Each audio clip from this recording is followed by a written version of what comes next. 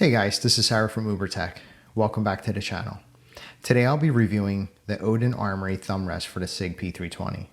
Before I get started, please subscribe and tell a friend about the channel. Every subscriber helps the channel grow. Now let's get on with the review. By now I'm sure most of you know what a thumb rest is for the SIG P320.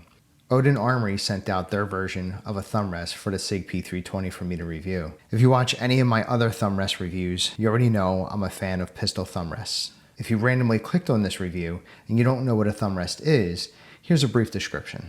When it comes to the SIG P320, the takedown lever is replaced with a new takedown lever. This new takedown lever has a ledge where you can place your support thumb. This extra surface will give you an additional point of contact for your support thumb and should help mitigate some recoil and muzzle flip, which should help you achieve better accuracy, less sight drift, and faster follow-up shots. My first impression when I first saw this thumb rest was, wow, this thing is huge. That's what she said.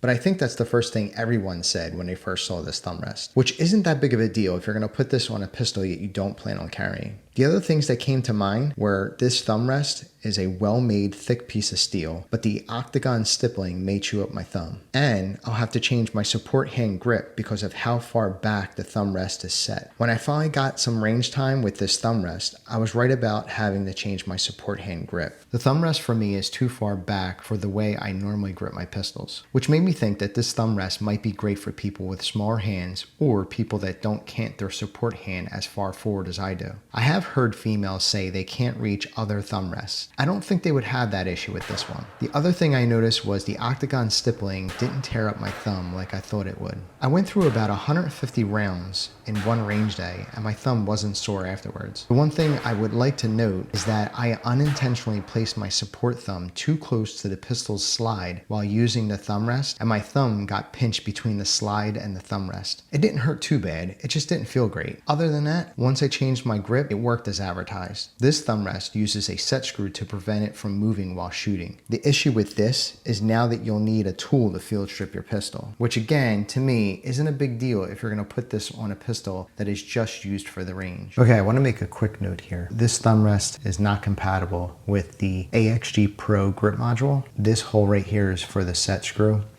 And if you pull this down, the set screw is supposed to go into this area right here. And it needs to go in that area so when you put pressure onto the thumb rest doesn't move up and down.